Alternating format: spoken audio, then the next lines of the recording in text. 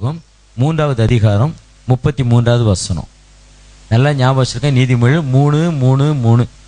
நீதிமொழிகள் 3:33. துன்மார்க்கனுடைய வீட்டில் கர்த்தரின் சாபம் இருக்கிறது, நீதிமான்களுடைய வாசஸ்தலத்தையோ அவர் ஆசீர்வதிக்கிறார். 2 காரியங்களை ஆண்டவர் சொல்கிறார். முதலாவது, துன்மார்க்கனுடைய வீட்டில் கர்த்தருடைய சாபம் இருக்கிறது, நீதிமான்களுடைய வாசஸ்தலத்தையோ அவர் ஆசீர்வதிக்கிறார். துன்மார்க்கனுடைய வீட்டிலே சும்மா சாதாரண சாபல, கர்த்தருடைய சாபம் இருக்கிறது. துன்மார்க்கனுடைய வாசஸ்தலத்தை கர்த்தர் சபிக்கிறார், நீதிமானுடைய வீட்டையோ என் கர்த்தர் ஆசீர்வதிக்கிறார். நீதிமானுடைய வாசஸ்தலத்தை கர்த்தர் ஆசீர்வதிக்கிறார். நீதிமான் எங்கே வாசம் பண்ணுகிறானோ, எங்கே குடியிருக்கிறானோ அதை கர்த்தர் ஆசீர்வதிக்கிறார். அப்ப நீதிமானுடைய வாசஸ்தலத்தை கர்த்தர் ஆசீர்வதிக்க வேண்டும் என்று சொன்னால் நீதிமானுடைய வீடு எப்படிப்பட்டதா இருக்க வேண்டும்? 118ஆம் சங்கீதம் 15ஆம் வசனத்தை வாசிக்கலாம். நீதிமான்களுடைய கூடாரங்களில் ரட்சிப்பின் கம்பீர சத்தம் உண்டு, கர்த்தரின் வலதுகரம் பராக்கிரமம் செய்யும். நீதிமான்களுடைய கூடாரங்களில் ரட்சிப்பின் கம்பீர சத்தம் உண்டு. நீதிமான்களுடைய வாசஸ்தலத்தை கர்த்தர் ஆசீர்வதிக்கிறார். சும்மா ஆசீர்வதிக்கல, அங்க என்ன சத்தம் இருக்கிறதா? ரட்சிப்பின் கம்பீர சத்தம் இருக்கிறது. கம்பீர சத்தம். இன்னைக்கு நீதிமானுடைய வீடு ஆசீர்வதிக்கப்படுகிறது சொன்னால் அங்கே கர்த்தரை பாடுகிற துதிக்கிற அந்த கம்பீர சத்தம் இருக்கும்போது என் ஆண்டவர் அந்த வாசஸ்தலத்தை கூடாரத்தை ஆசீர்வதிக்கிறார். அந்த 15ஆம் வசனத்தை கடைசி போய் சொல்லிரு, கர்த்தரின் வலதுகரம். உங்க வாழ்க்கையில ஏன் ஆண்டோடைய கரம் சும்மா இருக்குது? ஏன் பராக்கிரமம் செய்யல? ஏன் அற்புதம் செய்யல? ஏன் நம்முடைய குடும்ப வாழ்க்கையில என் ஆண்டவர் இறங்கி கிரியை செய்யவில்லை?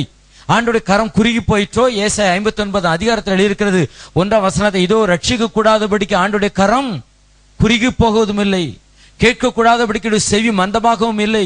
ஏன் ஆண்டோடைய வல்லமை சில நேரத்தில் நம்முடைய குடும்பத்தில் இறங்கல? எதற்காக ஆண்டவர் நம்முடைய குடும்பத்தில் கிரியை செய்ய முடியவில்லை? எதற்காக கர்த்தருடைய அற்புதங்கள் நம்முடைய வாழ்க்கையில நடக்கல? ஏன் கர்த்தருடைய வலதுகரம் பராக்கிரமம் செய்யவில்லை? நீதிமானாகி உங்க கூடாரத்துல ரட்சிப்பின் கம்பீர சத்தம் கேட்கல.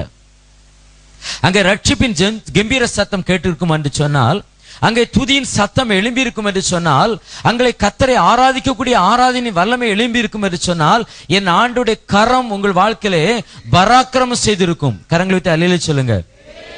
அல்லேலூயா. என் ஆண்டுடைய கரத்தை இன்னைக்கு என்ன செய்கிறோம்? முடக்கி போட்டு இருக்கிறோம். நம்முடைய ஆண்டுடைய கரத்தை செயல்பட முடியாதபடிக்கு நம்ம என்ன செய்திருக்கிறோம்? சும்மா வைத்திருக்கிறோம். அந்த சங்கீதம் 118ல 16 வாசித்து பாருங்க. கர்த்தருடைய வலதுகரம் உயர்ந்திருக்கிறது, கர்த்தரின் வலதுகரம் பராக்கிரமம் செய்யும். இப்ப ஏன் ஆண்டவருடைய வல்லமை நம்முடைய குடும்பத்தில் இறங்கவில்லை என்று சொன்னால், நாம் குடும்பமாக ஜெபிப்பது கிடையாது. நம்முடைய வாசஸ்தலம் ஆசீர்வதிக்கப்பட வேண்டும் என்று சொன்னால் கர்த்தருடைய அங்க என்ன இருக்கணும்? ரட்சிப்பின் கம்பீர சத்தம் இருக்கணும், துதி இருக்கணும். துதி இருக்கணுமா? ஒரு 5 காரியங்களை தியானிக்க போகிறோம். முதலாவது, ஒரு முழு குடும்பம் ஆசீர்வதிக்கப்பட அந்த குடும்பம் எப்படிப்பட்டதா இருக்க வேண்டும்? அப்போஸ்தலர் 10ஆம் அதிகாரம் 2ஆம் வசனத்தை வாசிக்கலாம். அப்போஸ்தலர் 10:2. இங்க அருமையான ஒரு குடும்பத்தாரை பற்றி எழுதியிருக்கிறது. இவர்கள் இந்த நாட்களின் வார்த்தையின்படி அவர்கள் கிறிஸ்தவர்கள் கிடையாது, பழைய ஏற்பாட்டின் காலத்தின்படி அவர்கள் ஒரு இஸ்ரேல் ஜனங்களும் கிடையாது, புறஜாதியில் பிறந்த ஒரு மனிதன். ஆனால் அவரை குறித்து என்ன எழுதியிருக்கிறது? அவன் தேவபக்தி உள்ளவனும் தன் வீட்டார் அனைவரோடும் தேவனுக்கு பயந்தவனுமாயிருந்து ஜனங்களுக்கு மிகுந்த தருமங்களை செய்து எப்பொழுதும் தேவனை நோக்கி ஜெபம் பண்ணி கொண்டிருந்தான். கொர்நேலியு அப்படிங்கிற ஒரு மனுஷனை குறித்து எழுதியிருக்கிறது. அவன் வீட்டார் அனைவரோடும் கர்த்தருக்கு பயந்தவன், வீட்டார் அனைவரோடும் விசுவாசிக்கிறவன். அப்போஸ்தலர் 16ஆம் அதிகாரத்துல நான் வாஸ்து பார்த்தீர்களானால் அதில் அதை குறித்து எழுதியிருக்கும். முழு குடும்பமா என்ன செய்யணுமா? விசுவாசிக்க வேண்டுமா? யோசுவா 24ஆம் அதிகாரம் 15ஆம் வசனத்தில் எழுதியிருக்கிறது, நானும் என் வீட்டாருமோ என்றால் கர்த்தரையே சேவிப்போம். இன்னைக்கு அநேக குடும்பங்கள்ல ஒரு ஆசீர்வாதத்துக்கு குறைவு. குடும்பத்தில் யாரோ ஒருத்தங்க மனம் திரும்பாம இருப்பாங்க, யாரோ ஒருத்தங்க ரட்சிக்கப்படாம இருப்பாங்க. இந்த குடும்பம் அவர்களுக்காக கேர் எடுப்பதே கிடையாது, அவர்களுக்காக ஒரு ஜெபிப்பது கிடையாது. அவன் மனம் திரும்புவான், அவன் ஆண்டவருக்குள்ள வருவான். ஒரு காரியத்தை சொல்றேன், முதலாவது ஒரு சபை எதுன்னா குடும்பம் தான் ஒரு சபை. நம்முடைய வீடு தான் சபை. அதான் ஊழியக்காரனுக்கு ஆண்டவர் சொல்கிறார், ஒருவன் தன் சொந்த குடும்பத்தை நடத்த தெரியாது இருந்தால் சபை எப்படி நடத்துவான்? சபை எப்படி நடத்துவான்? ஒரு ஊழியக்காரனுடைய குடும்பத்துல பிரச்சனை என்று சொன்னால் சபையிலையும் பிரச்சனை வந்துடும். ஒரு ஊழியக்காரருடைய குடும்பம் சந்தோஷமா இருக்கிறன்னு சொன்னா சபை என்ன செய்யும்? சந்தோஷமா இருக்கும். சில நாட்களுக்கு முன்பாக ஒரு சகோதரர் ஒரு சபை விட்டு போய்விட்டார். ஒரு குடும்பம் இல்ல, ஒரு 4-5 குடும்பங்கள் வெளியே போய்விட்டார்கள். நான் அவர்களை சமாதானப்படுத்துவதற்காக அந்த வீட்டுக்கு நான் போயிருந்தேன். போய் அவர் ஒவ்வொருவராக கூப்பிட்டு பேசினேன். அப்போ ஒருத்தர் சொன்னாரு, பிரதர், நான் இந்த சபைக்கு வர விரும்பல. ஏன் வர விரும்பல? ஊழியக்காரருக்கு மனைவிக்குமே சமாதானம் இல்லை பிரதர், ஊழியக்காரருக்கு பிள்ளைக்குமே சமாதானம் இல்லை பிரதர், எனக்கு போறதுக்கு பயமா இருக்குது. அந்த சாபம் என் வீட்டுக்கு வந்திருக்குமோ நான் பயப்படுறேன். அப்ப பாருங்க, நாம் ஒவ்வொருவரும் கர்த்தருடைய ஊழியக்காரா இருக்கிறோம். இந்த தேசம் ஆசீர்வதிக்கப்பட வேண்டும் என்று சொன்னா கர்த்தருடைய பிள்ளையுடைய குடும்பத்துல என்ன இருக்கணும்? எல்லாரும் மனம் திரும்பி இருக்கணும், எல்லாரும் விசுவாசிகளா இருக்கணும். அது ஒரு அவிசுவாசி கூட இருக்கக்கூடாது. ஒருவேளை அப்படி யாராவது விசுவாசிக்காமல் இருந்தால் உங்க முழங்கால போட்டு நீங்க உடைச்சி கண்ணீர் வடித்து ஜெபிக்கிற ஜெபத்துல அவர்களை கர்த்தர் மாற்றுவார். அப்படித்தான் நடந்து கொண்டிருக்கிறது. அப்படி மாற்றவில்லை என்று சொன்னா நம்முடைய ஜெபத்துல என்ன இல்லை? சரியில்லைன்னு அர்த்தம். அப்போ ஒரு விசுவாசியோட குடும்பம் எப்படி இருக்கணும்? தன்னுடைய வீட்டார் அனைவரோடும் அவன் தேவனிடத்தில் பயபக்தி உள்ளவர்களா இருக்க வேண்டும். வீட்டார் அனைவரோடும் இருக்க வேண்டும். இன்னைக்கு நிறைய பேர் இந்த நேர்ந்து விட்டுருவாங்க. போய் சரி சரி உன்கிட்ட நான் பேச முடியாதுப்பா. ஏன் பேச முடியாது? சில வீட்டில் அப்படி சொல்லுவாங்க, உன்கிட்ட என்ன செய்ய முடியாது? பேச முடியாது. சில சொல்லாங்க, என் புருஷன் கீழ்ப்படிய மாட்டாங்க, எவ்வளவு சொன்னாலும் கேட்க மாட்டாங்க. நான் சொல்றேன், நீ எதுக்கு சாப்பிட்ற? உன் புருஷன் மனம் திரும்பாத வர, உன் புருஷன் ஆண்டோடைய வார்த்தை கீழ்ப்படியாத வர நீங்க ஏன் சாப்பிடணும்? ஏன் உபவாசம் ஜெபிக்க கூடாது? நல்லா மூக்கு முட்டை சாப்பிட்டுட்டு ஐயா நீ வா அப்படின்னு சொன்னா வரமாட்டாங்க. 7 நாளும் உபவாசம் போடுங்க. நான் முன்னாலேயே சொல்லுங்க, ஒண்ணு உங்க உபவாசத்தையும் ஜெபத்தையும் பார்த்து ஆண்டவர் இறங்கி அவன் ரட்சிக்கப்படுவான். அல்லது ஐயோ என் பொண்டாட்டி பட்னியில என்ன செய்யக்கூடாது, செத்து பெறக்கூடாதுனாவது என்ன செய்வாங்க? நம்ம தான் செய்ய மாட்டோமே. நம்ம அந்த காரியங்களை ஈடுபடாம குறை சொல்லிக் கொண்டே இருக்கிறோமே. வேதம் தெளிவாய் சொல்கிற வீட்டார் அனைவரோடு எப்படி இருக்க வேண்டுமா? விசுவாசம் உள்ளவர்களா இருக்க வேண்டும். அப்பொழுதுதான் நம்ம ஆண்டவர் ஆசீர்வதிக்க முடியும். ஒரு ஆத்மா உலகத்துல எங்கெல்லாமோ சுவிசேஷம் சொல்றோம், யாருக்கெல்லாமோ ஜெபிக்கிறோம், நம்முடைய குடும்பத்தின் ஒரு ஆத்மா நரகத்துக்கு போய்விடக்கூடாது. வீட்டார் அனைவரோடு விசுவாசம் உள்ளவர்களா இருக்க வேண்டும். 2 சாமுவேல் புத்தகம் 6ஆம் அதிகாரம் 11ஆம் வசனத்தில் எழுதியிருக்கிறது, ஊசா என்பவனை ஆண்டவர் அடித்த நிமித்தம் அவன் மரித்து போய் விடுகிறான். உடனே கர்த்தருடைய உடன்படிக்கை பெட்டியை ஓபேத்-ஏதோம் என்பவருடைய வீட்டிலே கொண்டே வைக்கிறார்கள். கர்த்தருடைய உடன்படிக்கை என்பது பெட்டி என்பது அநேகர் திறந்து பார்த்து அநேகர் மரித்து விட்டார்கள். அது தொட்டவன் மரித்து விடுகிறான். அதை முறைப்படி செய்யாவிட்டால் அவர்கள் மரணம். ஆசரிப்பு கூடத்துல அனாவசியமா யார் வந்தாலும் மரணம். அவ்வளவு பரிசுத்தமாய் என் ஆண்டவர் வாசம் பண்ணி இந்த உடன்படிக்கை பெட்டி, அதை ஆசாரியனே அது பக்கத்துல போக முடியாது. ஆனா ஒரு வீட்டிலே அந்த உடன்படிக்கை பெட்டி இருந்ததாம். அந்த வீட்டார் எல்லாரும் ஆசீர்வதிக்கப்பட்டார்களாம். காரணம் என்னங்க? அவ்வளவு மகா பரிசுத்தமான உடன்படிக்கை பெட்டியை வைத்து பாதுகாக்கக்கூடிய அளவுல அந்த வீட்டார் அவ்வளவு பரிசுத்தம் உள்ளவர்களா இருந்தார்கள். ஆண்டவருடைய வார்த்தைக்கு கீழ்ப்படிந்தவர்களா இருந்தாங்க. வீட்டார் அனைவரும் கர்த்தருக்கு பயந்தவர்களா இருந்தாங்க. அது நிமித்தம் கர்த்தர் அந்த வீட்டை ஆசீர்வதித்தார். எப்படிங்க ஆண்டவர் நம்மை ஆசீர்வதிக்க முடியும்? எப்படி கர்த்தர் நமக்கு ஆசீர்வாதத்தை கொடுக்க முடியும்? ஆண்டவருடைய ஆசீர்வாதம் எப்படி வரும்? சில வீட்டுல பாருங்க, பெற்றோருடைய செய்வார்கள், பிள்ளைகளுக்கு வித்தியாசமாக பண்ணுவார்கள். கணவனுடைய செய்யும்போது மனைவி சொல்லுறது. நிறைய அம்மா மாதிரி கணவனுடைய பாக்கெட்ல இருந்து கணவன் என்ன செய்யறாங்க, வைத்துக் கொள்றாங்க. எனக்கு தெரிஞ்சு சில மாப்பிள்ளையோட பாக்கெட்ல இருந்து காசு எடுக்கல தப்பே கிடையாது. ஏன்னா அப்படிதான் வசூல் பண்ண வேண்டி இருக்குது. சில சகோதரிகளை பார்த்துருக்கிறேன், கணவனுடைய இக்கட்டான நேரத்தில் இன்னாங்க 50,000 ரூபான்னு கொடுப்பாங்க. எனக்கு தெரியாம உனக்கு எப்படிமா 50,000 ரூபா வந்துன்னா எல்லாம் உங்க இதுதான். கணக்கு அளவு தெரியாம கையா கிளியர் பணத்தை கொஞ்சமா எடுத்து என்ன செஞ்சிருந்தேன், வைத்திருந்தேன். இதெல்லாம் ஞானம். இதுல நான் நேர்மையா போறேன், அதுங்கிறது பேதகையோட நெடுக்க போய் அந்த பணம் வீணா போறதை விட இப்படி சேர்த்து வைக்கல தப்பு இல்லை. ஏன்னா உங்க பணம் தான், உங்க சரீரத்துல ஒரு அப்பயம் தான். இந்த கைட்டு எடுத்தாலும் சரிதான், என் மனைவியோட கை ரெண்டும் ஒண்ணு தானே, ஒரே சரீரம் தானே. சரி, அப்போ ஒரு கணவன் ரட்சிக்கப்படவில்லை என்று சொன்னால் மனைவி அதற்காக முழங்கால் படிட்டு அவன் ரட்சிக்கப்படும் வரை கதறணும். ஒரு மனைவி ரட்சிக்கப்படவில்லை என்று சொன்னால் அவள் கர்த்தருக்குள் பரிபூரணமாகும் வரை கணவன் என்ன செய்யணும், உபவாசி ஜெபிக்கணும். இன்னைக்கு முழு குடும்பமா இருக்கும்போது பாருங்க, ஓபேத்-ஏதோமின் வீட்டை போல நம்முடைய ஆண்டவர் ஆசீர்வதிப்பார். அல்லேலூயா. யார் யாருடைய வீட்டுல யார் யார் மன திரும்பில ரட்சிக்கப்படலையோ இந்த புதிய வருஷத்துல முழங்கால் படிட்டு ஆண்டவர்கிட்ட கண்ணீரோட கதறுங்க, கண்ணீரோட கதறுங்க. உங்க முழங்கால் வலிக்கட்டும், உங்க முதுவெல்லாம் வலிக்கட்டும், உபவாசம் இங்க தளர்ந்து போட்டும். என் ஆண்டவருடைய கரத்தை நம்முடைய ஜெபம் அசைக்கணும். வீட்டார் அனைவரோடும் விசுவாசம் உள்ளவர்களா இருக்க வேண்டும். அல்லேலூயா. முதலாவது விசுவாசம்.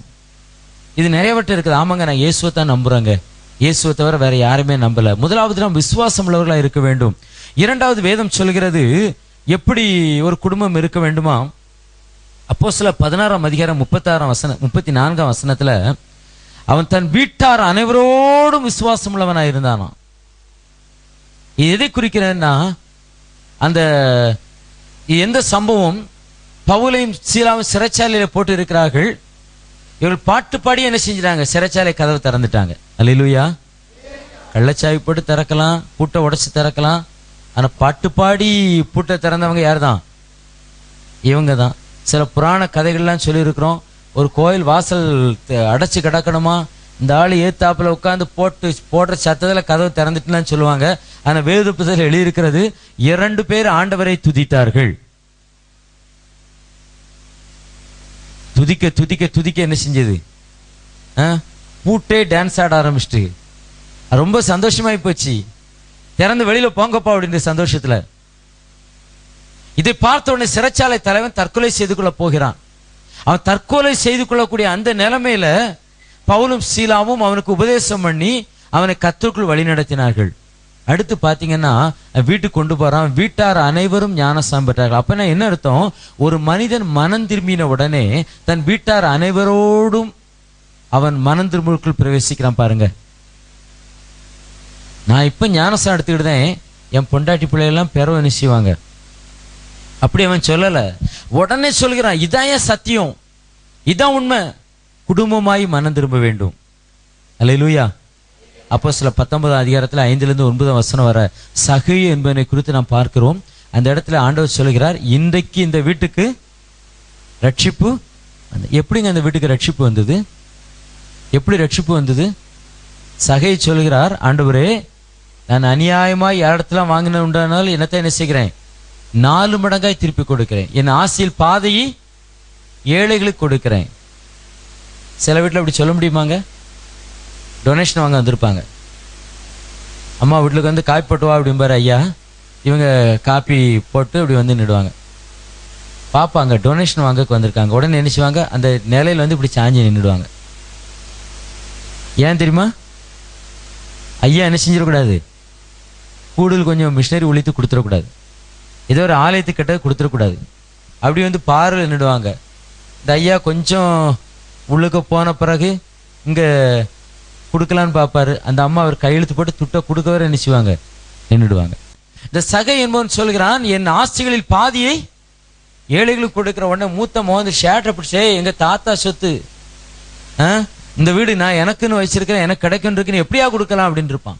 மனைவி வந்து சொல்ல, பாவி மனுஷா, இது விட கெடுத்தது போதுமா, இப்படியா கொடுக்குது அப்படின்னு இருப்பாங்க. ரெண்டாவது சொல்கிறார், யாரிடத்துல அநியாயமா வாங்கினோ எத்தனை மடங்கு கொடுக்கிறேன். ஏன் வீட்டை அவன் தைரியமா சொல்றான்னா, இயேசு வந்த உடனே வீட்டார் முழுதும் மனம் திரும்பின ஒரு அனுபவத்துக்குள்ள வந்து விட்டார்கள். அவங்க குடும்பமா மனம் திரும்பி இருந்தாங்க. இன்னைக்கு நம்முடைய வாழ்க்கையில குடும்பத்துல இயேசுவை நம்ம ஏற்றுக்கொள்வது மட்டுமல்ல, இயேசுதான் தெய்வம். விசுவாசங்கிறது எல்லாத்தையும் சிஎஸ்சில இருக்கு, ஆர்சில இருக்கு, பெந்தேகோஸ்தில இருக்கு. கிறிஸ்தவர்கள் அப்படின்னு யாரெல்லாம் சொல்றாங்களோ எல்லாரும் யாரைத்தான் விசுவாசிக்கிறாங்க, இயேசுவை தான் விசுவாசம். இது எல்லாத்தையும் விசுவாசம் இருக்கிறது. நாங்க எல்லாம் இதைத்தான் செய்யறோம், வேற காரியத்துக்கு போகக்கூடாது. ஆனா விசுவாசம் மட்டுமல்ல, ஒவ்வொரு மனிதனுக்குள்ளும் மனம் திரும்புதல் வேண்டும். அதான் அப்போஸ்தலர் 2 அதிகாரம் 38 சொல்லி இருக்கிறது, நீங்கள் ஒவ்வொருவரும் மனம் திரும்பி ஞானஸ்நானம் எடுக்க வேண்டும். மனம் திரும்பி ஞானஸ்நானம் எடுக்க வேண்டும். அப்ப ஆண்டவர் நம்முடைய என்ன எதிர்பார்க்கிறார், நீதிமானுடைய வீட்டை குடும்பத்துல யாருமே மனம் திரும்பாதவங்க இருக்கக்கூடாது. எங்க வீட்டுல ஒரே ஒருத்தர் மனம் திரும்பாம இருந்தாரு. நாங்க அவர்களுக்காக ஜெபித்தோம், அதிகமாய் தேவ சமூகத்துல ஜெபித்தோம். கர்த்தர் ஒரு நாள்ல அவரை ரட்சித்தார். இன்னைக்கு ஆண்டவருடைய கிருபையில நாங்க எல்லாம் ரட்சிக்கப்பட்டு இருக்கிறோம். அல்லேலூயா, அல்லேலூயா. நம்ம குடும்பத்துல அவங்களை ரட்சிப்புகளை நடத்தாம இருக்கக்கூடாது. நம்ம குடும்பத்துல ஒரு ஆத்மா மனம் திரும்பாம இருக்கக்கூடாது. அப்ப முழு குடும்பமும் ஆசீர்வதிக்கப்பட என்ன செய்ய வேண்டும், மனம் திரும்பி இருக்க வேண்டும். இப்ப வாசிங்க மத்தேயு 10 அதிகாரம் 12 வாசிக்கலாம். மத்தேயு 10:12. ஒரு வீட்டுக்குள் பிரவேசிக்கும் போது அதை வாழ்த்துங்கள். அந்த வீடு பாத்திரமாயிருந்தால் நீங்கள் கூறின சமாதானம் அவர்கள் மேல் வரக்கடவது. அபாத்திரமாயிருந்தால் நீங்கள் கூறின சமாதானம் உங்களிடத்திற்கு திரும்ப கடவது. அதில் எழுதியிருக்க, ஒரு வீட்டுக்குள் பிரவேசிக்கும் போது வாழ்த்துங்கள். அந்த வீடு பாத்திரமா இருந்தால், அந்த வீடு இருந்துச்சுன்னா குடும்பம், அவங்க அந்த வாழ்த்துதலுக்கு, சமானத்துக்கு, ஆசீர்வாதத்துக்கு பாத்திரவான்களா இருந்தால் அவங்க ஆசீர்வாதமா இருப்பாங்க. அல்லேலூயா. அபாத்திரவானா இருந்தா அந்த ஆசீர்வாதம் என்ன செஞ்சிரும். அப்போ ஒரு வீடு ஆசீர்வதிக்கப்பட வேண்டும் என்று சொன்னால் அவங்க எல்லாரும் அதுக்கு எப்படி இருக்கணும், பாத்திரவான்களா இருக்க வேண்டும். அதை பெற்றுக்கொள்வதற்கு பாத்திரவான்களா இருக்க வேண்டும். சில குடும்பங்களில கர்த்தருக்குன்னு காணிக்க கொடுக்கறத ஒளிஞ்சு ஒளிஞ்சு கொடுக்க வேண்டியிருக்கு. இந்த திருடன் திருட போற மாதிரி தான் என்ன செய்ய வேண்டியிருக்குது. கூட்டத்துக்கு போனோம் அப்படின்னா ஒளிஞ்சு ஒளிஞ்சு போக வேண்டியிருக்கிறது. தனிச்சவம் பண்ணனா ஒளிஞ்சு பண்ண வேண்டி இருக்குது. நிறைய குடும்பத்தில் அப்படி இருக்குது. கிறிஸ்தவ குடும்பம் என்று சொல்கிறார்கள், ஆனால் அவளுக்குள்ள அவ்வளவு போராட்டம், அவ்வளவு பிரச்சனை இருக்கிறது. இந்த இடத்துல ஆண்டவர் தெளிவாக சொல்கிறார், நீ பாத்திரவானா இருந்தா தான் சமாதானம் வீட்டுல வந்து தங்கும். நீங்கள் உங்களுக்கு தகுதிப்பட்டவர்களா இருந்தால், அதை ஏற்றுக்கொள்ளவர்களா இருந்தால், உங்கள் ஆசீர்வாதத்துக்கு நீங்கள் தகுதி உள்ளவர்களா இருந்தால் மட்டும்தான் என்ன செய்யும், ஆசீர்வாதம் தங்கும். ஒரு சௌரர் ஒரு பாட்டு படிக்க பாருங்க, ஆராதனைக்கு தகுதியான தெய்வம் இயேசு நீர் மாத்திரமே. கேட்டார், என்னங்க தகுதியான தெய்வம்னு சொல்லியிருக்காரு இவரு, என்ன ஆண்டவருக்கு தகுதி இல்லாமலா இருக்குது அப்படின்னாரு. நான் சொன்னேன், ஐயா தகுதி அப்படின்னா பாத்திரன், ஆனா துதிக்கு பாத்திரரே அப்படிங்கிறோம். துதிக்கு நீர் யாரு? பாத்திர. துதிக்கு நீர் பொருத்தமானவர், துதிக்கு நீர் தகுதியானவர். தகுதியானவரை பாத்திரவான்னு அர்த்தம். ஆமாமா, சரிதானே, நல்லாதான் பாடியிருக்காங்க.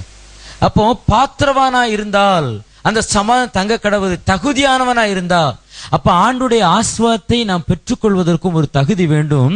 அது என்னவென்று சொன்னால், குடும்பத்துல எல்லாரும் என்ன செஞ்சிருக்க வேண்டும், மனம் திரும்பி இருக்க வேண்டும்.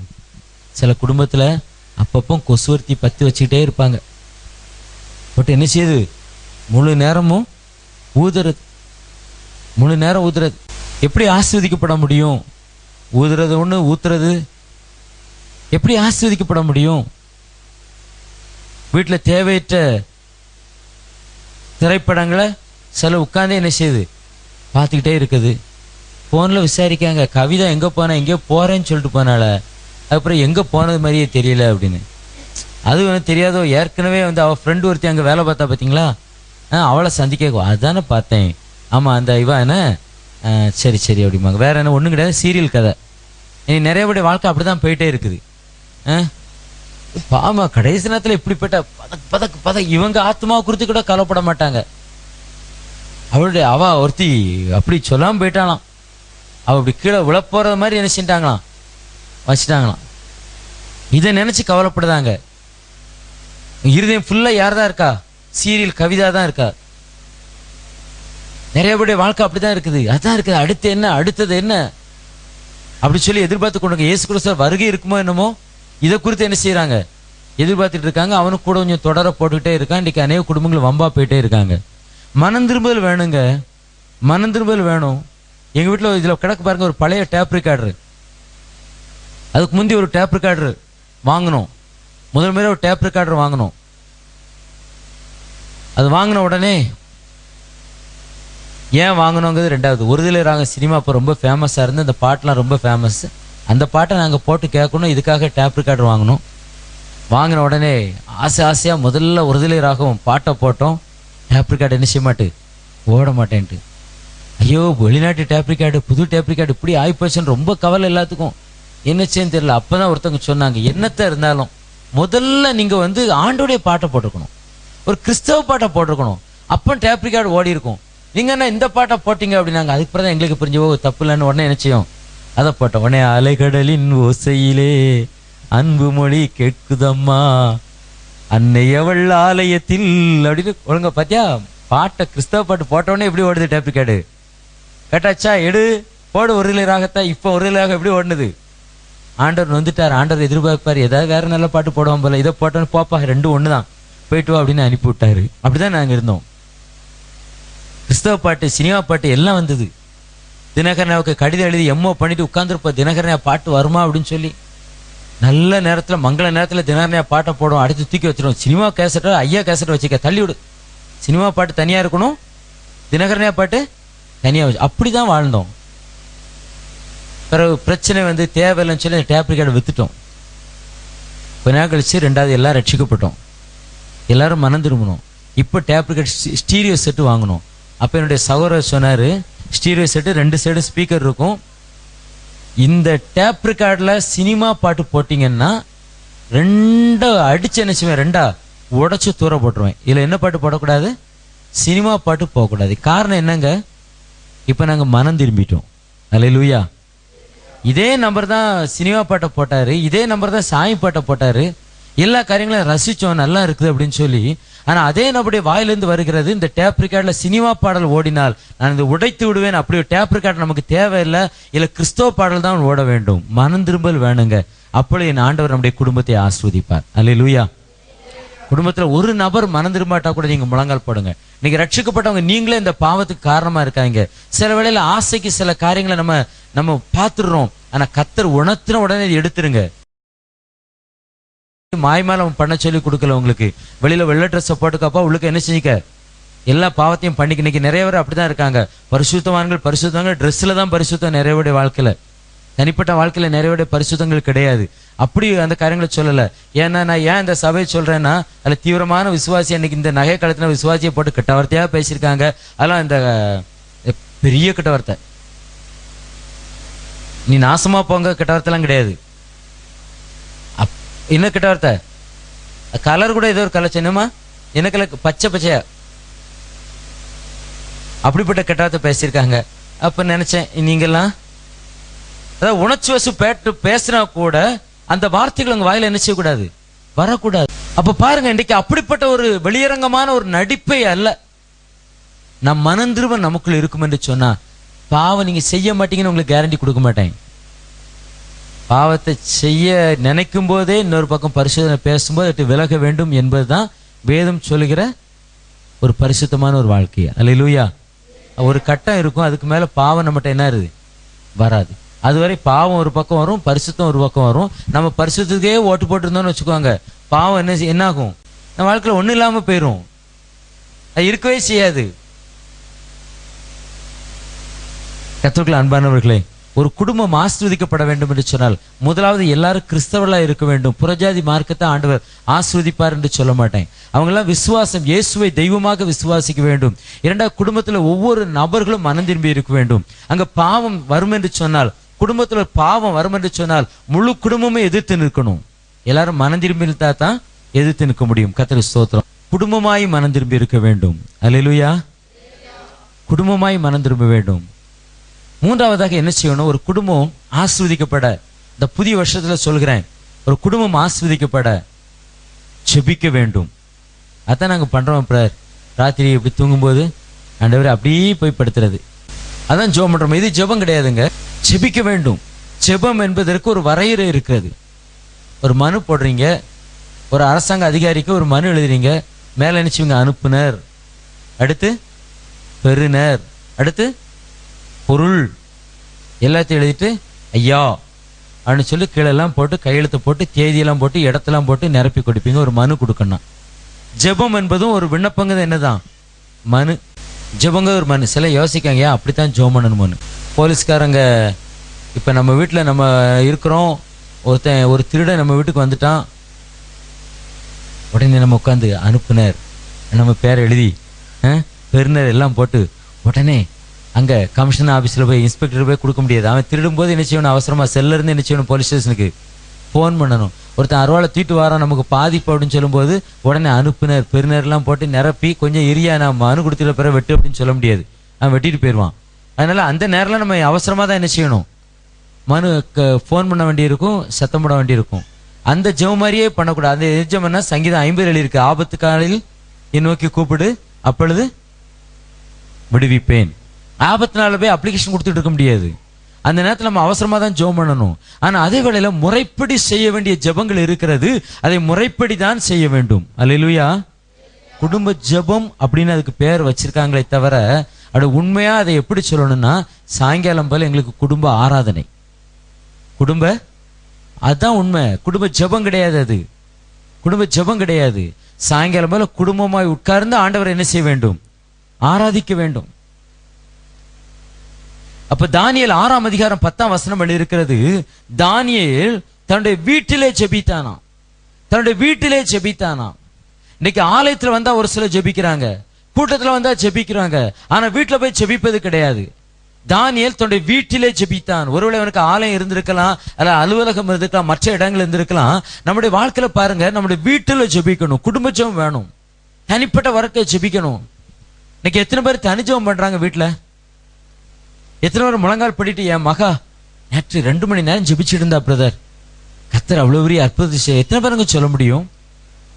உங்க பிள்ளைகள் பரீட்சை எழுது, காலையில 4 மணிக்கு எந்திரிச்சு உனக்கு ஹார்லிக்ஸ் கலெக்ட் தரேன் அப்படின்னு சொல்லிட்டு 4 மணிலேருந்து 6 மணி வரை முழங்கால் படிட்டு நான் 2 மணி நேரம் இன்னைக்கு ஜோம் பண்ணையா, தைரியமா போ. அந்த பையன் நம்புவான், எங்க அம்மா எனக்கா ஜெபித்தார்கள். குடும்ப ஜெபம் வேணுங்க. குடும்பத்தின் இன்றைய காரியத்தை ஆண்டவர் என்னென்ன காரியங்களை செய்தாரோ இதற்காக நாம் ஆண்டவருக்கு நன்றி செலுத்தணும். சாயங்காலம் போல உட்கார்ந்து என்ன செய்யணும்? ஆண்டவரே, எனக்கு இந்தந்த காரியங்களை எங்களுக்கு நடத்தி தந்திரே உமக்கு நன்றி, இப்படியெல்லாம் ஒரு ஆபத்து வந்து விலக்கி கொண்டே நன்றி, இந்த பண தேவை சந்தித்து உமக்கு நன்றி, கர்த்தருக்கு நன்றி செலுத்தும். இரண்டாவது, அடுத்த நாளுக்குரிய தேவைகளை என்ன செய்ய வேண்டும்? கர்த்தருக்கு கொடுக்கணும். அப்ப இந்த மாதிரி சின்ன பிள்ளைங்கெல்லாம் உட்கார்ந்துருப்பாங்க, அவங்களுக்கு மனசுல தெரியும், எங்க அம்மா எங்க அப்பா நாளை தினத்தின் தேவைக்காக இன்றைக்கு ஜெபிக்கிறார்கள், நாளை தினத்துல கர்த்தர் அதை செய்து முடித்து விடுவார், ஒன்னு அதுக்கு நன்றி சொல்லுவோம். அப்ப இந்த பிள்ளை எதுல வளரும்? கர்த்தர் செய்த காரியங்களுக்கு நன்றி செலுத்த வேண்டும், என்னுடைய தேவைகளுக்காக நான் என்ன செய்ய வேண்டும், அடிப்படையில வளருமாங்க பிள்ளைகள்? வளருமா? நிறைய பேருக்கு ஜெபிக்க தெரியாம என்ன செய்யறாங்க, ஒரு 2 வாலிப பையங்க இருந்தாங்களாம், அவங்க கிறிஸ்தவங்க தான், என்ன ஜெபம் பண்ண தெரியாது. 2 பேரும் அப்படி போயிருக்காங்க, திடீர்னு ஒரு மாடு இவங்களை விரட்ட ஆரம்பிச்சிட்டு, பயங்கரமா அந்த மாடு விரட்டுது, ஓடி பக்கம் விடுறது மாதிரி இல்ல. ஒருத்தன் சொன்னானே, எடா ஏதாவது ஜெபம் பண்ணு, அன்னைக்கு சண்டே கிளாஸ் ஆபத்து காலத்துக்கு கூப்பிடுன்னு சொல்லி எனக்கு ஜெபம் பண்ணு, எனக்கு ஜெபம் பண்ண தெரியல, நீயாவது ஜெபம் பண்ணு. அவன் சொன்னான், எனக்கும் ஜெபம் பண்ண தெரியாது, ஆனா ஒரு ஜெபம் தான் தெரியும், சாப்பாட்டுக்கு முந்தி பண்றாங்களே அப்படின்னு. என்ன ஜெபம்? ஆண்டவரே, இந்த நல்ல தந்ததுக்காக நமக்கு என்ன இருக்கு, உயிர் வெப்படாத ஓடிக்கிட்டு இருக்கான், இந்த ஒரு ஜெபம் தான் பண்ணணும். அப்ப பண்ண என்ன ஆகும்? நிறைய பேருக்கு தெரியலங்க, உள்ளத்தின் ஆழத்தை உண்மையா ஜெபிக்க வேண்டும். இன்றைக்கு ஒரு குறிப்பிட்ட ஒரு காரியம் வந்திருக்கிறது, அன்னைக்கு பரிசுத்தவான்கள் கர்த்தருடைய பிள்ளைகள் உணர்ந்து கொள்வார்கள். என்னவென்று சொன்னா, யாத்ராமத்தின் புத்தகத்துல ஆண்டவர் மோசையை அனுப்புகிறார், பார்வோனிடத்திலே அனுப்புகிறார். முதல்ல விடமாட்டேன் அப்படின்னா, பிறகு சொன்ன ஆண்கள் மட்டும் போய் என்ன செய்யுங்க, ஆராதிங்க, பிள்ளைகளை விட்டு போயிருங்க, மாடுகளை விட்டு போயிருங்க, அதை விட்டு போயிருங்க, இதை விட்டுட்டு போயிருங்க, நீங்க ஆராய்க்க தடை கிடையாது, ஆனா இங்க பண்ணிருங்க. கடைசியில சொன்னா, இங்க நம்முடைய தேசத்துல என்ன செய்யுங்க, ஆராதிங்க, நான் எல்லாம் செஞ்சு தரேன். இன்னைக்கு அநேகர் அப்படித்தான் இருக்கிறாங்க. என்ன செய்யறாங்கன்னா, இன்னைக்கு ஒரு உதாரணமா, இந்த சில விக்கிரகங்களை வைத்து வணங்கி நாங்களும் கிறிஸ்தவர்கள் என்று சொல்லக்கூடியவர்கள் இருக்கிறார். பாரம்பரியத்தை மட்டுமே பாடமா படித்துக்கொண்டு நாங்களும் கிறிஸ்தவர்கள் என்று சொல்லி இருக்கிறார்கள். ஆண்டவர் விடுதலையோடு ஆராதிக்கக்கூடிய ஜனங்களும் இருக்கிறார்கள். இந்த பாரம்பரியத்தில் உள்ளவங்க அநேகர் இந்த விடுதலையாய் ஆராதிக்கக்கூடிய சபைகளுக்கு இவங்க வெளியில போயிடுறாங்க. போன உடனே இப்ப அவங்க எல்லாம் என்ன சொல்லியிருக்காங்க, எதுக்குமா வெளியில போறீங்க, அங்கேயாமா போறீங்க, அங்க நல்லா துதிச்சு பாடுறாங்க, உற்சாகமா பாடுறாங்க, கைதட்டி பாடுறாங்க, நல்லா பண்றாங்க, எனக்கும் தேவை, அதனால தான் நான் போயிருக்கிறேன், நல்ல அபிஷேகத்தை பாடுறாங்க. உடனே சொல்றாங்க, கவலைப்படாத, அங்க பண்றத இங்கே என்ன செய்யறோம், நீ இங்கே அங்கேயும் போனோம், நீ அங்க பண்றத என்ன செஞ்சிருந்தேன், இங்கே செஞ்சு தந்துடுறேன். உடனே இப்ப எல்லாம் மக்கள் சொல்ல ஆரம்பிச்சாங்க, இங்கேயும் நாங்கெல்லாம் இப்படி ஞானஸ்தானம் கொடுக்கும், இங்கேயும் நாங்கெல்லாம் எப்படி இருக்கோம், உற்சாகமா பாடுறோம், இங்கேயும் நாங்க எப்படி பண்றோம். கர்த்தருக்கு ஸ்தோத்திரம். ஒண்ணு பண்ணுனா இப்படி பண்ணு, அல்லது என்ன செய்யணும், அதை ஆண்டவர் சொல்ல, ஒன்று அனலாயிரு அல்லது குளிராயிரு, அல்லது நான் என்ன செய்வேன், வாந்தி பண்ணு. ஆனா மக்கள் என்ன சொல்லுவாங்க, இதையும் விட்டுறக்கூடாது அதையும் விட்டுற. நான் சொல்றேன், எது சத்தியமோ அதை மட்டும் பண்ணுங்க. அப்படிப்பட்ட இல்லாத வாழ்க்கை மாய்மாலும், அப்படிப்பட்ட இல்லாத ஆராதனை, கர்த்தருக்கு பிரியமில்லாத ஆராதனை கர்த்தர் சொல்கிறார், அதை வாந்தி பண்ணி போடுவார். வாந்தி பண்ணி போடுவார்னா, நான் உள்ளுக்கு இருக்க வெளியேற்றிடுவேன், உன்னை என்ன செய்வேன், என்னை விட்டு சபை விட்டு பரலோகத்தை விட்டு வெளியே போயிருவேன், ஜீவ புஸ்தகத்துக்கு பேர் நினைச்சுவேன், வெளியில போயிருவேன். இன்னைக்கு அப்படிப்பட்ட ஒரு மாய்மாலம் கடைசி நாட்களில் வந்து கொண்டு இருக்கிறது. எல்லாரும் அட்ஜஸ்ட் பண்ணதுக்கு தகுந்தபடி போயிட்டு இருக்காங்க. அப்படி இருக்கக்கூடாது, உண்மையாக அந்த காரியங்களை செயல்படுத்த வேண்டும். அல்லேலூயா. இது இன்னைக்கு இந்த புலியை பார்த்து பூனை சூடு போடுது பாத்தீங்களா, அப்படி அநேகர் சொல்றாங்க, நீ அல்லேலூயா போட்ட நானும் அல்லேலூயா போட. வேதம் அதை ஒரு காலம் ஏற்றுக்கொள்ளவில்லை, நம்பவில்லை. அப்படி அது மாய்மால காரியம், அது அனலற்ற காரியம். கர்த்தர் அதை வாந்தி பண்ணி போடுவார். நானும் அப்படித்தான் இருந்தேன், கர்த்தரை வாந்தி பண்ணி போட கூடாது என்பதற்காகத்தான் இப்படி ஒரு ஆராதனை வைத்துக் கொண்டு இருக்கிறோம். அப்போ நமக்கு ஜெபம் என்று சொல்வது இந்த ஃபார்மாலிட்டி ஜெபம் கிடையாது, ஏதோ 2 நிமிஷம் முணுமுணுக்க கிடையாது. ஜெபம் என்பது ஒரு ஆராதனை. நீங்க குடும்பமா கூடி பாடணும், துதிக்கணும், ஆராதிக்கணும், ஜெபிக்கணும். ஒவ்வொரு நாளும் உங்க வீட்டுல ஒரு ஆராதனை நடக்கணும். ஒவ்வொரு நாளும் ஒவ்வொரு வீடு ஒரு சபை, ஒவ்வொரு வீடு ஒரு திருச்சபை. உங்க வீட்டை ஆராதிக்கக்கூடிய வீடா இருக்கணும், ஜெபிக்கக்கூடிய வீடா இருக்க வேண்டும். அப்ப ஜெபிக்கும் போது அப்போஸ்தலர் 10:30 எழுதியிருக்கிறது, கொர்நேலியு தன்னுடைய வீட்டுல ஜெபித்துக் கொண்டு இருக்கும் போதுதான், வீட்டார் அனைவரோடும் விசுவாசம் உள்ளவனாய் ஜெபித்துக் கொண்டு. அப்ப ஒரு குடும்பத்தார் முதல்ல முழு விசுவாசிக்கணும், ரெண்டாவது முழுதும் நல்ல மனந்திரும்பி இருக்க வேண்டும், மூன்றாவது குடும்பத்தார் எப்படிப்பட்டவங்களா இருக்கணுங்க? ஜெபிக்கிறவர்களா இருக்க வேண்டும். நான்காவது 1 தீமோத்தேயுவின் புத்தகம் 3வது அதிகாரம் 4வது வசனத்தை வாசிக்கலாம். என்றைக்குமே பாருங்க, பிரசங்கமோ வேத வார்த்தையோ இந்த பக்கத்துல இருக்கவங்களுக்கு தான். அதனால தான் ஆண்கள் நிறைய பேர் குறிப்பே எடுக்க மாட்டாங்க, பிரசங்கத்தை நினைச்ச மாட்டாங்க, கவனிக்க மாட்டாங்க.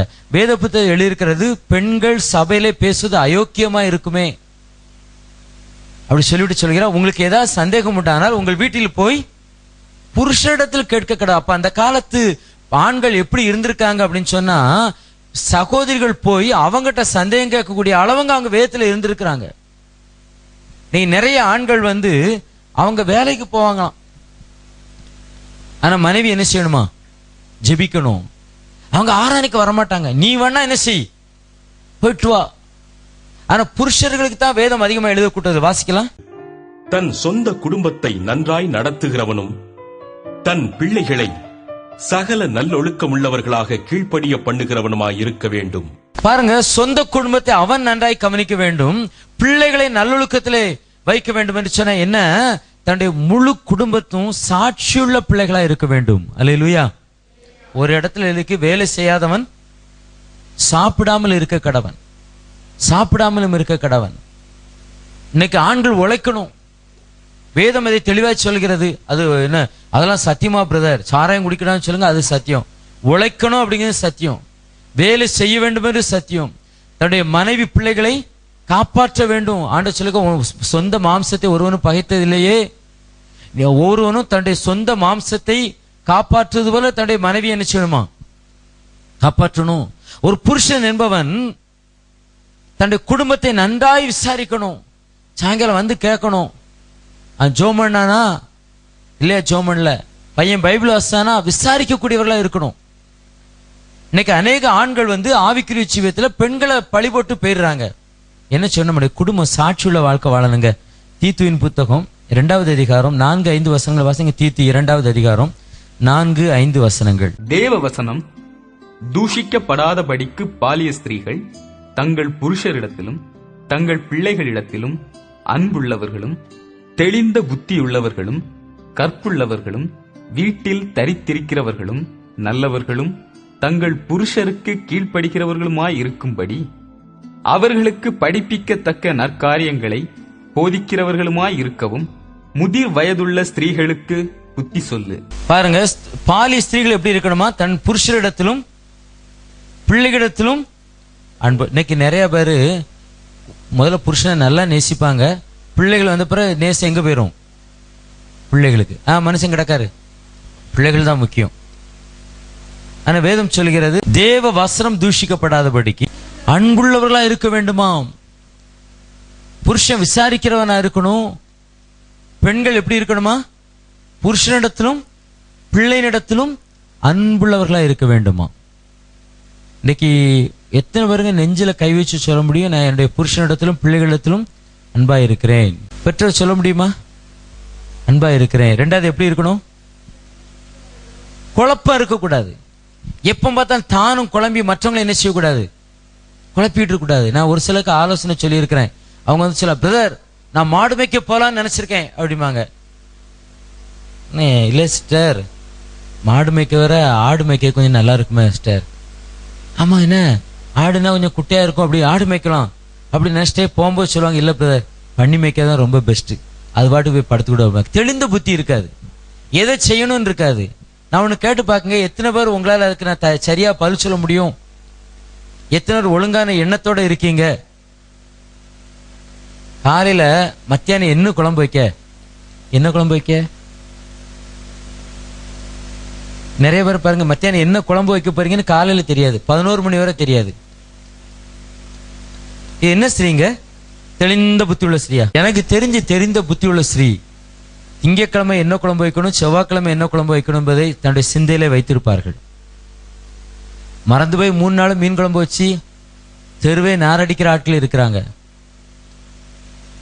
வாரம் ஃபுல்லா சாம்பாரை போட்டு கடைசியில கேஸ் ஸ்டவ்ல கஷ்டப்படுறவங்களும் இருக்கிறாங்க. சாதாரண சமையல் இன்றைக்கு அநேகருக்கு தெளிந்த புத்தி இல்லை. ஏன்னா நான் அடிக்கடி சிலர்கிட்ட கேட்பேன், என்ன குழம்பு வைக்க அப்படின்னா தெரியாது. நான் சொல்றேன், முந்த நாளே நீங்க தீர்மானிச்சிருக்கணும். சாதாரண சின்ன காரியம், ஏன் சண்டை வருது, ஏன் குழப்பம் வருது, போகும்போது ஜாமானை வாங்கி தந்துட்டு போயிட வேண்டியது தானே அப்படின்னு கேட்கற. அவர் சொல்ல, நான் முதல்ல போனேன்னு அப்பன்னு சொல்ல வேண்டியது தானே. நிறைய குடும்பத்துல சண்டைகளும் குழப்பங்களும் வருகிறது. நான் சொல்றேன், தெளிந்த சாதாரண ஒரு காரியத்துல தெளிந்த புத்தி நிறைய பேர்ட்ட இல்ல. ஆண்டவர் தெளிவா விரும்புகிறார். ஸ்திரீகள் எப்படிப்பட்டவர்களா இருக்க வேண்டுமா? தெளிந்த புத்தி உள்ளவர்களா இருக்க வேண்டுமா? ஏன்னா அப்பதான் சாட்சியா இருக்க முடியும். அடுத்து எழுதியிருக்கிறது, கற்புள்ளவர்களா இருக்க வேண்டும். கற்புள்ளவர்களா என்ன? பரிசுத்தமா ஒரு வாழ்க்கை வாழணும். அடுத்து என்ன எழுதிருக்குங்க? வாய் பார்க்காதவர்களும். வாயாடிகளா போறது, வாய் பார்க்க போறது. இந்த ஊர் மட்டும் இல்ல, வேதமும் அதை வேண்டாம் என்று சொல்கிறது. அவள் எப்படி இருக்கணுமா? வீட்டில் தரித்திருக்கிறவளா இருக்க வேண்டுமா? வேற வசனம் இருக்கு, பிரசங்க நீண்டுங்கனால நான் அதை சொல்லல. அதுல எழுதியிருக்கும், அவங்க வீடு வீடாய் திரிய பழகுவார்கள் அப்படின்னு எழுதியிருக்கும். அதனால அப்படிப்பட்ட காரியங்கள் இருக்கக்கூடாது. சரி, மூணாவது, எல்லாருமே நல்லவங்க தான். நல்லவங்க நான் என்ன சொல்றேன்னா, நல்லவர்கள் என்று மற்றவர்கள் சொல்லக்கூடிய அளவுல இருக்கணும். தங்கள் சொந்த புருஷருக்கு கீழ்ப்படிவுகளா இருக்கும்படி அவர்களுக்கு படிப்பிக்கத்தக்க காரியங்களை போதிக்கிறவர்களா இருக்க வேண்டும். அது யாருக்குன்னா முதிர் வயதுள்ள ஸ்திரீகள். முதிர் வயதுள்ள ஸ்திரீகள் தங்கள் புருஷருக்கு கீழ்ப்படி. யாரு? மகளுக்கு சொல்லிக் கொடுக்கணுமா? எம்மா நீ போய் உன் புருஷங்க என்ன செய்யணும்? கீழ்ப்படிந்து இருக்கணும்னு சொல்லிக் கொடுங்க. எது சொன்னா அம்மைக்கு ஒரு போன் பண்ணுன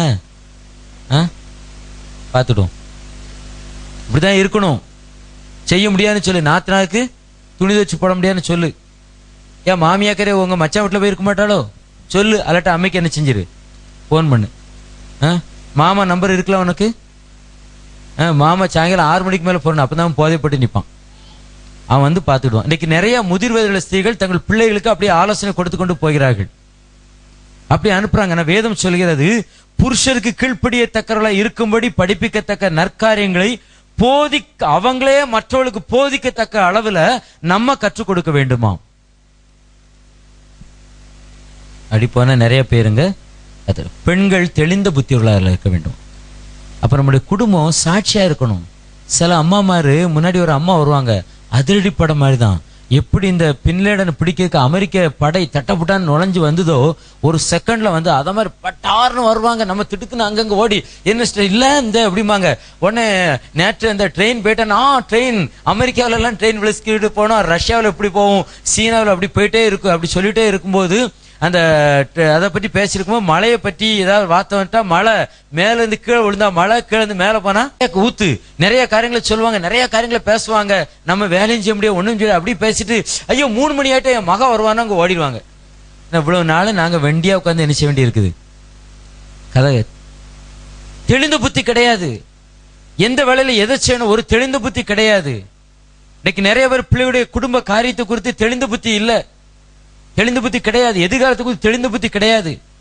நாம் குடும்ப சாட்சியா இருக்கணுங்க. முடிவெடுத்தா தெளிவா இருக்கணும். நம்மை குறித்து மற்றவர்கள் சாட்சி சொல்லணும். இவங்க இப்படித்தான், ஒன்றை நான் கேட்பேன் அதே நாடுவேன். இந்த 2 பேர்ல ஒன்ன தொடு அப்படிங்குது. உறுதியா இருக்கணும், சாட்சியா இருக்கணும். 1 தீமோத்தேயு 3வது அதிகாரம் 11ஆம் வசனத்தை வாசிங்க. அந்தப்படியே ஸ்திரீகளும் நல்லொழுக்கம் உள்ளவர்களும் அவதூறு பண்ணாதவர்களும் தெளிந்த புத்தி உள்ளவர்களும் எல்லாவற்றிலேயும் உண்மையுள்ளவர்களுமாயிருக்க வேண்டும். ஸ்திரீகளுக்கு மட்டும் சொல்லல, எல்லாருக்குமே சொல்ல. அப்ப நம்ம குடும்பம் ஒரு சாட்சியுள்ள வாழ்க்கை வாழணுங்க. சாட்சியுள்ள வாழ்க்கை வாழணும். கர்த்தர் விரும்புகிறார். சரி, அடுத்து அப்போஸ்தலர் எழுதியிருக்கிறது, நம்ம முதலாவது குடும்பமாய் விசுவாசம், 2வது மனம் திரும்புதல், 3வது ஜெபம், ஆராதனை, 4வது சாட்சி, கடைசியாக ஊழியம் பண்ணணும், ஊழியம் செய்யணும். ஆண்கள் என்ன சொல்றாங்க? அவளை கூட்டுப்பாங்க, அவ வருவா. சில பெண்கள் என்ன சொல்றாங்க? நான் எங்கங்க பொம்பளை வர, யாரோ அனுப்புங்க. ஆனா வேதம் சொல்லுங்க, நாம் குடும்பமாய் கர்த்தருக்கு ஊழியம் பண்ணணும். அல்லேலூயா. நான் ஒரு தடவை உங்களுக்கு எல்லாம் சொன்னேன், நீங்க அதை செய்யல. நீங்க புருஷனும் மனைவியுமா 2 பேரும் போய் ஒரு நம்ம விசுவாசி ஒருத்தன் கஷ்டப்பட்டவங்க வீட்டுல, வியாதி உள்ள விட்ட வீட்டுல போய் அவங்கள பார்த்து பேசி ஒரு ஆறுதல் சொல்லிட்டு போய் ஜெபிச்சுட்டு வாங்க. ஜெபிச்சுட்டு வாங்க. எப்படிங்க நல்லா இருக்கும்? இது பெரிய ஊழியம். அல்லேலூயா. கர்த்தருக்கு ஸ்தோத்திரம். அது எங்கெங்க வரும் அப்படின்னு சொல்லாங்க. அது வரதுக்கு தான் நான் ஜெபம் பண்ணணும்னு சொல்றேன்.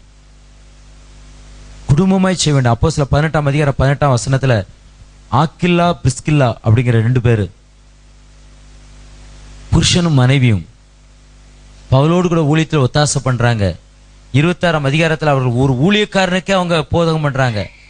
1 கொரிந்தியர் 16ஆம் அதிகாரம் 19ஆம் வசனத்தில் எழுதியிருக்கிறது, ஆக்கில்லா தன் வீட்டில் கூடுகிற சபையோடு என்று எழுதியிருக்கிறது. அவங்க குடும்பமா ஆராதனை நடத்தாங்க, தன் வீட்டை திறந்து கொடுத்திருந்தார்கள். கொலோசையர் 4ஆம் அதிகாரம் 15ஆம் வசனத்துல நிம்பாவையும் அவன் வீட்டில கூடுகிற சபையோடு அப்படின்னு எழுதியிருக்கிறது. அப்போ ஒரு குடும்பம் கர்த்தருக்குள்ள இருந்தா தான் அங்க ஜெபம் வைக்க முடியும், ஜெபிக்க முடியும். இன்னைக்கு நிறைய வீட்டுல பாருங்க, ஒரு வீட்டுல ஜெப கூட்டம் வைக்க பயப்படுறாங்க. காரணம் என்னன்னு சொன்னா, குடும்பத்துல ஒரு சில மனம் திரும்பாம இருப்பாங்க. நம்ம ஊழியம் பண்ணணுங்க. உங்க வீட்டுல கூட்டங்கள் நடக்கணும். ஒவ்வொரு வீடுகளும் ஒவ்வொரு ஜெபக்குழுக்களா இருக்க வேண்டும். அப்போஸ்தலர் 12ஆம் அதிகாரம் 12ஆம் வசனத்துல மார்க்கு என்பவருடைய வீட்டுல அநேகர் கூடி என்ன செய்தார்களாம்? ஜெபித்தார்கள். இன்னைக்கு நம்ம வீட்டை சொல்ல முடியுமாங்க? சொல்ல முடியுமா?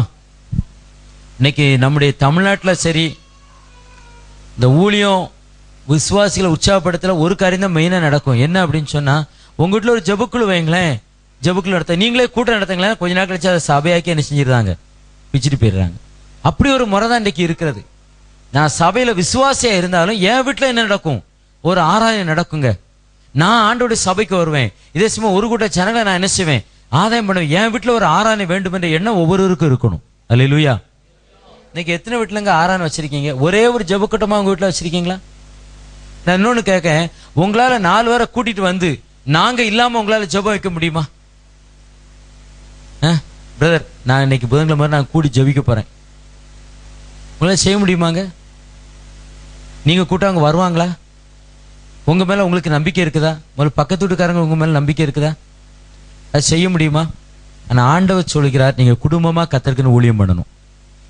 உங்க வீட்டுக்கு அநேகர் வந்து ஜெபிக்கணும். உங்க வீட்டுல ஒரு பிரச்சனை, அவங்க வீட்டுல ஒரு பிரச்சனைனா அவங்க உங்களை தேடி வந்து உங்களிடத்தை ஜெபித்து அற்புதங்களை பெற்றுக்கொள்ள வேண்டும். அல்லேலூயா. கர்த்தர் அதை விரும்புகிறார். சரி, நான் ஒரு சின்ன ஒரு இது சொல்லிடுறேன். அதெல்லாம் பிரதர், என் வீட்டுல நான் அப்படி ஊழியெல்லாம் செய்துக்கு எனக்கு ஆசை தான். ஆனா எனக்கு ஒரு சொந்த வீடு கிடைச்சா நான் என்ன செஞ்சிருவேன்? வாடகை வீட்டுல இருக்கலாம் கவனிக்குங்களாங்க. நான் எந்த வீட்டுல இருந்தா பண்ணிடுவேன். ஆண்டவர் எனக்குன்னு என்ன செய்யணும்? சொந்தமா ஒரு வீட்டை மட்டும் தந்துட்டாரா நான் நினைச்சுவேன். இப்ப வாசிங்க அப்போஸ்தலர் 28வது அதிகாரத்துல 30-31 வசனங்கள் வாசிக்க. பின்பு பவுல் தனக்காக வாடகைக்கு வாங்கியிருந்த வீட்டிலே 2 வருஷம் முழுதும் தங்கி தன்னிடத்தில் வந்த யாவரையும் ஏற்றுக்கொண்டு மிகுந்த தைரியத்துடனே தடையில்லாமல் தேவனுடைய ராஜ்யத்தை குறித்து பிரசங்கித்து கர்த்தராகிய இயேசு கிறிஸ்துவை பற்றிய விசேஷங்களை உபதேசித்து. வாடகை வீட்டுல இருக்காங்களா? கரங்களுக்கு ஒரு அல்லேலூயா சொல்லுங்க. எல்லாரும் சொந்த வீட்டுல இருக்கீங்களா? அல்லேலூயா சொல்ல கையை தூக்க போறேன். வாடகை வீட்டுல இருக்கலாம் அல்லேலூயா சொல்லுங்க. சொந்த வீட்டு ஆண்டவர் தருவாரு. எப்ப தருவார் தெரியுமா? வாடகை வீடானாலும் நான் கர்த்தருக்கு என்ன செய்வேன்? ஹவுஸ் ஓனர் பிரச்சனைனா வேற ஒரு வாடகை வீட்டுக்கு போவேனே தவிர என் ஊழியத்தை என்ன செய்ய மாட்டேன். என்னங்க, பவுல் வாடகை வீட்டுல உட்கார்ந்தா ஊழியம் பண்ணி இருக்கிறாரு. சொந்த வீடு வேணுமா? அதுல 3 மாடி வேணுமா? அதுக்கடுத்து 4வது மாடி கட்டணுமா? அதுல 5வது மாடியில ஒரு சின்ன ஷெட்டை போட்டு அதை ஆராதனை பண்ணுவாங்களாம். நீங்க மேல போறோம்னு அதுல நடந்து வரதுக்குள்ள நிறைய பேர் ஒரேடி நினைச்சுவாங்க, மேல போயிருவாங்க. சொந்த வீடு கட்டின பிறகு அப்படின்னு அதெல்லாம் கற்பனை கதை. ஆண்டவர் தரனா தருவாரு. இப்ப இருக்கத்துல உண்மையா இருங்க. உங்க வீட்டுல ஜெபம் இருக்கணும். பக்கத்துல எத்தனையோ விசுவாசிகள் இருக்காங்க, கூப்பிடுங்க. வாரத்துல ஒரு நாள் நம்ம ஜெபிக்கணும். புறஜாதி மக்களை கூட்டு வந்து அவளுக்காக ஜெபிக்கணும். அவளுக்கு சத்தியத்தை சொல்ல வேண்டும். வீட்டுல ஊழியம் இருக்கணுங்க. நானும் என் வீட்டாரும் என்றால் சேவிப்போம், அது ஊழியம் செய்வோம், சேவை செய்வோம். நம்முடைய குடும்பங்கள்ல இருந்தா நீங்க உங்க பக்கத்துல சண்டை போட முடியாது. ஏக்கா, நீங்க அன்னைக்கு இப்படி ஜோம் பண்ணீங்களே, எப்படிக்கா உங்க வாயில இருந்து இப்படி கெட்ட வார்த்தை வருது? கேட்டுருவாள்ல. நீங்க அன்னைக்கு எப்படி சொன்னீங்க, என்னெல்லாமோ ஹிந்தில எல்லாம் பேசுனீங்கக்கா. இந்த அக்காவுக்கு எழுத பிடிக்கவே தெரியாது, நல்லா இங்கிலீஷ் பேசுவாங்க. நீங்க பேசுற அந்நிய பாஷையை அவங்க பக்கத்துல அப்படிதான் வச்சிருப்பாங்க. ஆனா கெட்ட வார்த்தையில தமிழ்ல கெட்ட வார்த்தை பேசும்போது சொல்லுவாங்க, ஏக்கா நீங்களா? இதுக்கு நமக்கு அடிக்கடி இப்படிப்பட்ட பின்மாற்றங்களை நம்முடைய வாழ்க்கையில அனுமதிப்பதற்காகத்தான் நாம் ஊழியம் செய்வது கிடையாது. ஆனா ஆண்டவர் தெளிவாக சொல்கிறார், நம்ம குடும்பம் அனைவரும் கர்த்தருக்கென்று ஊழியங்களை செய்ய வேண்டும். அல்லேலூயா, அல்லேலூயா. அது சொந்த வீடுனாலும் பண்ணணும், வாடகை வீடு என்றாலும் பண்ண வேண்டும். அங்க ஒரு ஜோம் பண்ற அக்கா இருக்காங்கன்னு நம்மை குறித்து சொல்லணும். அங்க ஒரு ஜோம் பண்ற அண்ணன் இருக்காங்க நம்மை குறித்து சொல்ல வேண்டும். அந்த வார்த்தையின்படி நாம் அடையாளம் காட்டப்பட வேண்டும். கர்த்தர் இது விரும்புகிறார். கர்த்தர் சொல்றது இப்படி இருந்தா வேதம் சொல்லுகிறது, நீதிமானின் வாசஸ்தலத்தை என் ஆண்டவர் ஆசீர்வதிப்பார். அல்லேலூயா. ஏங்க ஆசீர்வாதம் இல்ல? ஏன் நம்ம ஆசீர்வதிக்கப்பட முடியல? இன்னொரு வசனத்தை வாசிக்கலாம். நீதிமொழிகள் 21 அதிகாரம் 20 வசனத்தை. நீதிமொழிகள் 21:20. வேண்டிய திரவியமும் எண்ணெயும் ஞானவானுடைய வாசஸ்தலத்தில் உண்டு, மூடனோ அதை செலவழித்து போடுகிறான். எவ்வளவு என்ன தருவீங்க? வேண்டிய, அதாவது என்னெல்லாம் வேணுமோ அந்த வேண்டிய திரவியமும் எண்ணெயும் ஞானவானுடைய வாசஸ்தலத்தில் உண்டு. அல்லேலூயா. ஞானவானுடைய வாசஸ்தலத்துல, அந்த வாசஸ்தலம் என்ன இருக்குமா? வேண்டிய திறமை, வேண்டிய திரவியம். ஆண்டவர் அதை நமக்கு கொடுக்கிறார். இன்னைக்கு நிறைய பேர்கிட்ட வாழ்க்கையில எப்படிங்க இருக்குது? குறைவுள்ள ஒரு வாழ்க்கை இருக்கு, குறைவுள்ள ஒரு வாழ்க்கை. தேவையான எல்லாம் எனக்கு இருக்குதுங்க, வேண்டிய அளவுக்கு எனக்கு ட்ரெஸ் இருக்கு, எனக்கு அது தேவையான அளவுக்கு பணம் இருக்குது, எனக்கு தேவையான அளவுக்கு ஆசிர்வாதம் இருக்கு. சொல்ல முடியுமாங்க? ஆனா யாருடைய வீட்டில் அது இருக்குதான்? ஞானம் உள்ளவனுடைய வீட்டில் இருக்குதான், ஞானம் உள்ளவனுடைய வீட்டில் இருக்கிறதா, வேண்டிய திரவியம் இருக்கிறதா. அப்ப கர்த்தருடைய பிள்ளைகளுடைய வீட்டில் குறைவை கத்த மாற்றுவார். உங்களுடைய வாசஸ்தலம், உங்க வீடு ஞானம் உள்ளவர்களுடைய வீடாய், கர்த்தருடைய வார்த்தை கீழ்ப்படுகிற வீடாய் இருந்தா என் ஆண்டவர் வேண்டிய திரவியத்தை என் ஆண்டவர் கொடுப்பார். உங்க பீரோல எப்பவுமே என்ன செய்யும்? காசு இருக்கும். ஒரு 200 ரூபாய்க்காண்டி நீங்க போய் வட்டிக்கு வாங்க வேண்டிய அவசியம் கிடையாது. ஒரு 10,000 ரூபாய்க்காண்டி வெளியில போய் கைமாத்து வாங்க வேண்டிய அவசியம் கிடையாது. சாரி, 200 ரூபாய் கைமாத்து வாங்க வேண்டிய அவசியம் கிடையாது. 10,000 ரூபாய் வட்டிக்கு வாங்க வேண்டிய அவசியமும் கிடையாது. கர்த்தர் தருவார். நம்முடைய வீடு நீதிமானுடைய வீடா இருக்கும்போது. மீண்டும் வாசிக்கலாம். நீதிமொழி 3:33. துன்மார்க்கனுடைய வீட்டில் கர்த்தரின் சாபம் இருக்கிறது, நீதிமான்களுடைய வாசஸ்தலத்தையோ அவர் ஆசீர்வதிக்கிறார். துன்மார்க்குடைய வீட்டில் கர்த்தரின் சாபம் இருக்கிறது, நீதிமான்களுடைய வாசஸ்தலத்தையோ அவர் ஆசீர்வதிப்பார். எனக்கு அன்பானவர்களே, இந்த புதிய வருஷத்துல உங்க குடும்பம் வாசஸ்தலம் ஆசீர்வதிக்கப்பட வேண்டும் என்று சொன்னால் ஒரு சாதாரண காரியம், சாதாரண காரியம், நமக்கெல்லாம் அது தெரிந்த காரியம். அதை முறைப்படி செய்து பாருங்க. இந்த வருஷம் உங்கள் வாசஸ்தலம் ஆசீர்வதிக்கப்பட்ட வாசஸ்தலமாக இருக்கும். அல்லேலூயா. சொந்த வீடு வேணுமா? வாடகை வீடு இருக்கிற அந்த கொஞ்சத்துல உண்மையாய் வைங்க, அந்த கொஞ்சத்துல உண்மையா இருங்க. கர்த்தர் என்ன செய்வார்? உங்களை அநேகத்தின் மேல் அதிகாரி வைப்பார். வாடகை வீட்டுல என் பிள்ளை எப்படி ஜெபிக்குன்னா, சொந்த வீட கொடுத்தா என்ன செய்யும்? நல்லா ஜெபிக்குமே அடிச்சுட்டு ஆண்டவர் உங்களை ஆஸ்வதிக்கணும். இவ வாடகை வீட்டுல உட்காந்துட்டு இவ்வளவு கஷ்டத்துல அவ குடும்ப ஜெபம் பண்ண மாட்டேங்க, இவ்வளவு கஷ்டத்துல இவன் ஒழுங்கா ஜெபம் மாட்டேங்க, இவனுக்கு ஏன் நான் சொந்த வீட கொடுக்கணும் ஆண்டவர் நினைப்பாரு. அப்படிதான் நினைக்கணும். அப்படி நினைக்கலாம் ஜெபம் பண்றவங்க எல்லாம் வருத்தப்படுவாங்க. கர்த்தருக்கு உண்மை உள்ளவர்களா இருந்து பாருங்க. ஆண்டவர் சொல்ல வேற என்னத்தை ஆண்டவர் கேட்கிறார்? இதை நான் செய்யவே மாட்டேன்னு ஆண்டவர் சொல்ல நான் செய்ய மாட்டேன். இந்த புதிய வருஷத்துல ஒரு தீர்மானத்தோடு இந்த காரியத்தை பண்ணுங்க. நான் செய்வேன். நான் முழுவதும் நாங்கள் விசுவாசிப்போம். என் குடும்பத்துல ஒருத்தங்க மனம் திரும்பலனாலும் சொல்லுவேன், எப்பா இவன் மனம் திரும்பல, வாரத்துல வெள்ளிக்கிழமை தோறும் எல்லாரும் உபவாசம். அப்பா மனம் திரும்ப வர என்னதான் உபவாசம். முழங்கால் பட்டு ஜெபம் பண்ணுங்க, முழங்கால் பட்டு ஜெபிங்க. எத்தனையோ ஆண்கள் இந்த சாட்சியில கேட்டிருக்கிறேன், நான் குடிப்பேன், என் மனைவியை அடிப்பேன், ஆனா எத்தனையோ நாட்களுடைய மனைவி எனக்காக ஜெபித்து கொண்டு ஒரு ஐயா சொல்றாரு, ஐயா ராத்திரி போல ஏதோ அசைவு பார்க்கிறேன், என் மனைவி என்னுடைய காலை தொட்டு கொண்டு இருக்கிறா, அவ கண்கள்ல இருந்து கண்ணீர் என் மேல வடியுது, சத்தம் போட்டு ஜெபிச்சா நான் அடிச்சிருவேன். அமைதியா உட்காந்து ஜெபிச்சுட்டு இருந்தா, ஐயோ இவ எனக்காக கண்ணீர் வடிச்சு ஜெபிக்கிறான்னு சொல்லி நான் விட்டுட்டேன். பல நாட்கள் நடந்தது.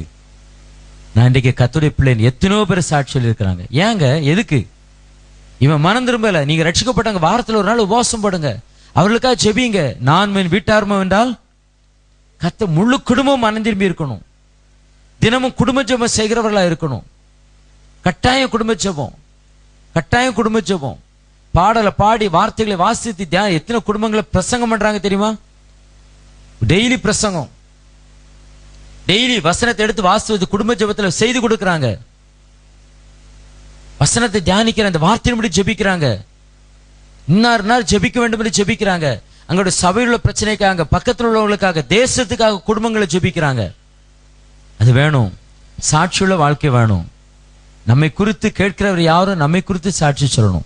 இவர்கள் இப்படிப்பட்டவர்களை சாட்சி சொல்ல வேண்டும். கடைசியாக கர்த்தருக்கு ஊழியம் பண்ணணும். அப்பொழுது நம்முடைய வாசஸ்தலம் ஆசீர்வதிக்கப்படும். அல்லேலூயா. நீ குறைவை தேடியும் காணாதிருப்பாய். அல்லேலூயா, அல்லேலூயா. ஆதிநிலை எகுவோமே, ஆசி திரும்ப பெறுவோமே.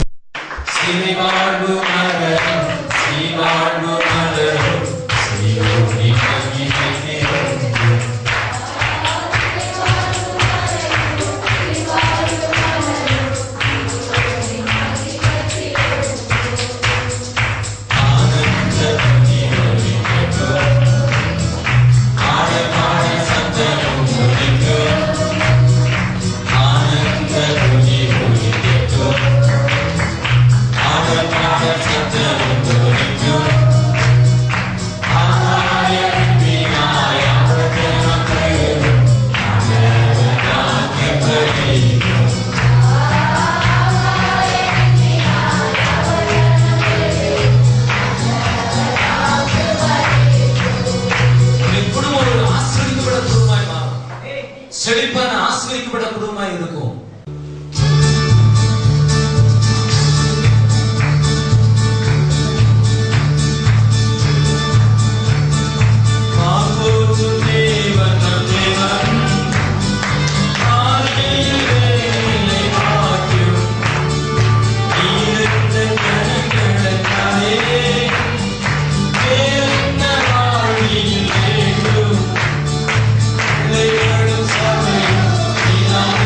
Save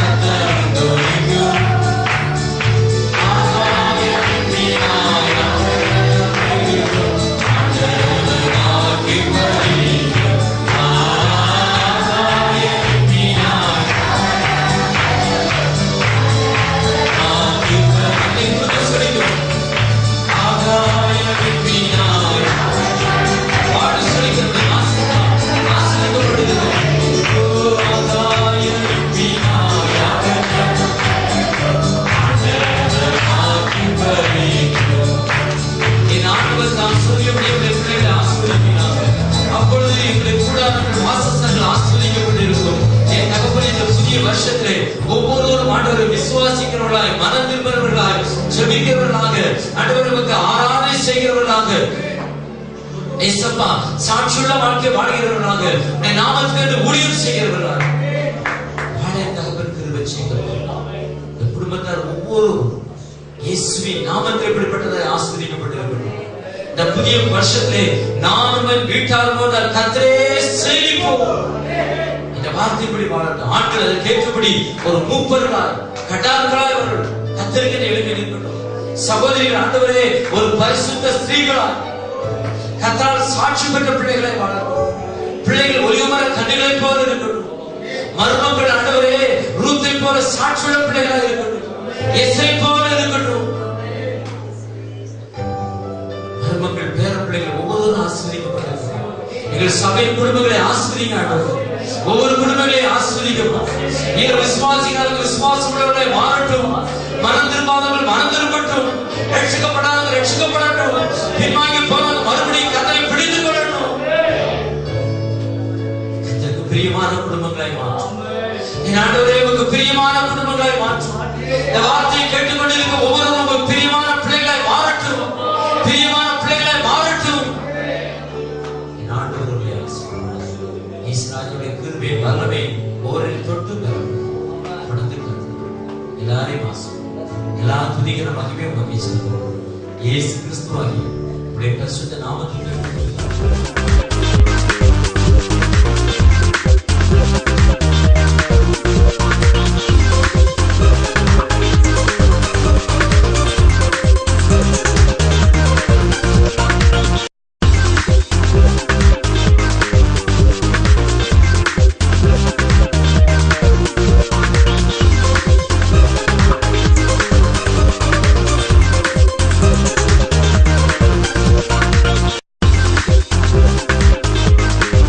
ஞாயிற்றுக்கிழமை தோறும் காலை 10 மணி முதல் 12:30 வரை பரிசுத்த ஆராதனை நடைபெறுகிறது. ஒவ்வொரு வெள்ளிக்கிழமையும் காலை 10 மணி முதல் 1 மணி வரை உங்கள் அற்புதங்களுக்காக உபவாச கூட்டம் நடைபெறும்.